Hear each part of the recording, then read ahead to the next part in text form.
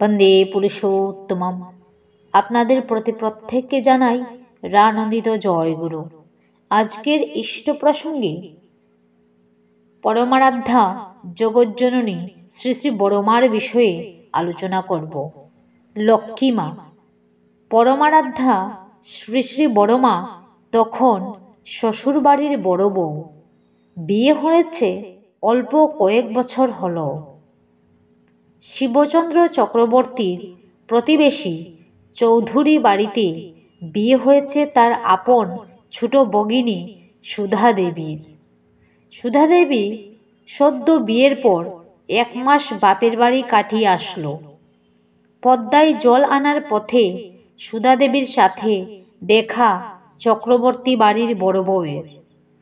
ছোট বোনের সাথে দেখা হতেই ষোড়শীবালা দেবী বাপের বাড়ির কুশল মঙ্গল জিজ্ঞেস করছেন।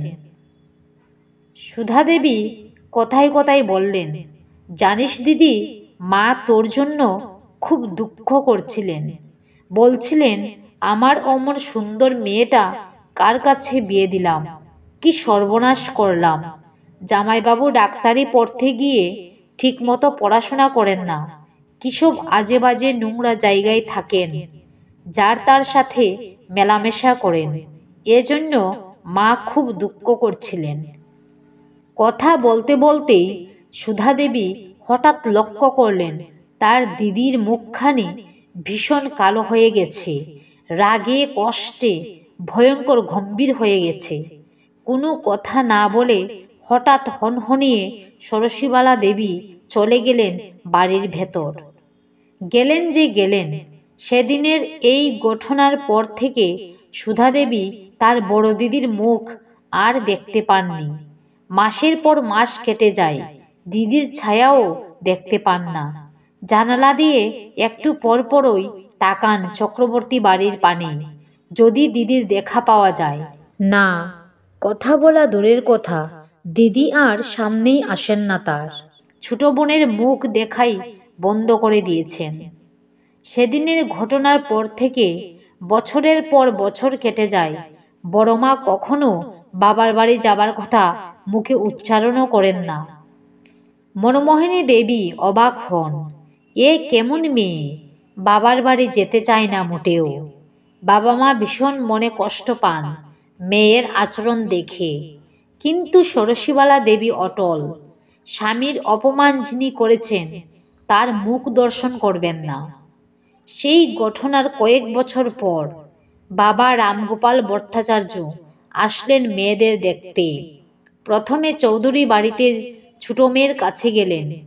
ছোট মেয়ে খুব আদর যত্ন করলেন, নানা পদ রান্না করে খাওয়ালেন।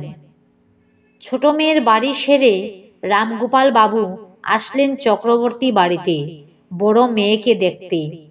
উঠানে এসে মেয়ের নাম ধরে ডাকলেন। ষোড়শীবালা দেবী রান্নাঘরে কি যেন করছিলেন। যেই মাত্র দেখলেন বাবা দাঁড়িয়ে আছেন, সাথে সাথে কোনো কথা না বলে রাগে হনহনিয়ে বাবার সামনে দিয়ে ঘরে চলে গেলেন। একটি কথাও বললেন না বাবার সাথে।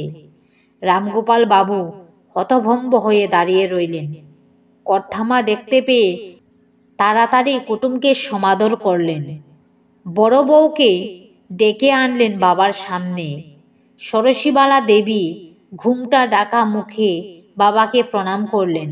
সকলের অজান্তেই মেয়ের চোখের জল কয়েক ফোঁটা বাবার পায়ে গড়িয়ে পড়ল।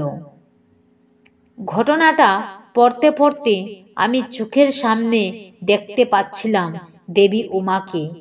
বাবার বাড়িতে স্বামী নিন্দা শুনে যিনি চূড়ান্ত প্রতিবাদে সরব হয়েছিলেন। পরমারাধ্যা বড়মা ছিলেন দেবী উমার মতোই প্রখর স্বামী পরায়ণা। এই যুগের উমা তিনি। বিয়ের পর শ্রী শ্রী ঠাকুর বড়মাকে নাম শুনিয়েছিলেন আর বলেছিলেন, হৃদয়ে সবসময় ভগবানকে রাখবে। তারপর থেকে শ্রী শ্রী বড়মা যখনই নাম করতে করতে ভগবানকে স্মরণ করতেন, স্বামী দেবতার মুখখানি স্মরণ করতেন। সারা জীবন দ্বিতীয় আর কোনো ভগবানের পূজা তিনি করেননি। আলাদা করে কোনো ধর্মকর্ম জপ ধ্যান পূজা অর্চনা তিনি করেননি। স্বামীর বিরাট সংসার আর স্বামীর বিরাট দায়িত্বের অনুগামিনী হয়েই সারা জীবন কাটিয়ে দিলেন। আজকে বিরাট সৎসঙ্গের তিনি পরমারাধ্যা বড় মা। কোটি কোটি মানুষের ঘরে তিনি পূজিতা। কিন্তু সেই অল্প বয়সে বিয়ের পর থেকেই জীবনের একটা গুরুত্বপূর্ণ সময় অবধি তিনি কি পরিমাণ দুঃখ কষ্ট যন্ত্রণা ভোগ করেছেন নির্লিপ্ত চিত্তে অবিকার মনে, তা আমাদের কল্পনার অতীত। এই বিরাট সৎসঙ্গের প্রতিষ্ঠা লগ্নে কি নিরলস পরিশ্রম, কি নিদারুণ ত্যাগ, কষ্ট সহিষ্ণুতার মধ্য দিয়ে তিনি অতিবাহিত করেছেন, তা একমাত্র তার পক্ষেই সম্ভব। তাই তিনি লক্ষ্মীমা।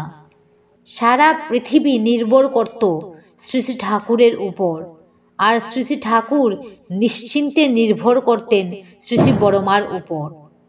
প্রচণ্ড রাশভারী, স্বল্পবাগ, গম্ভীর, নির্লিপ্ত শ্রী শ্রী বড়মা সারাটা জীবন অতন্দ্র প্রহরীর মতো শ্রী শ্রী ঠাকুরকে পাহারায় রেখেছেন। একাগ্র চিত্তে একাগ্র ধ্যানে তিনি সারা জীবন শ্রী শ্রী ঠাকুরের প্রত্যেকটা ছোট বড় প্রয়োজন, শ্রী শ্রী ঠাকুরের সুখ স্বাচ্ছন্দ্যের প্রত্যেকটা ছোট বড় চাহিদার প্রতি লক্ষ্য রেখে কাটিয়ে দিয়েছেন। এই প্রেম, এই স্বামীনিষ্ঠা, এই প্রখর একাগ্রতা, ত্যাগ, কষ্ট সহিষ্ণুতা, নিরলস স্বামী সেবা হিমায়তপুরের সেই চক্রবর্তী বাড়ির বড় বউকে আজ সারা বিশ্বের কোটি কোটি মানুষের হৃদয়ে জগজ্জননী শ্রী শ্রী বড়মা রূপে অধিষ্ঠান করেছে। শ্রী শ্রী ঠাকুরের সাথেই তিনি লক্ষ্মী রূপে তিনি পূজিতা। এই কারণেই। জয়গুরু। আজকের আলোচনা এখানেই শেষ করলাম। সবাই ভালো থাকবেন, সুস্থ থাকবেন।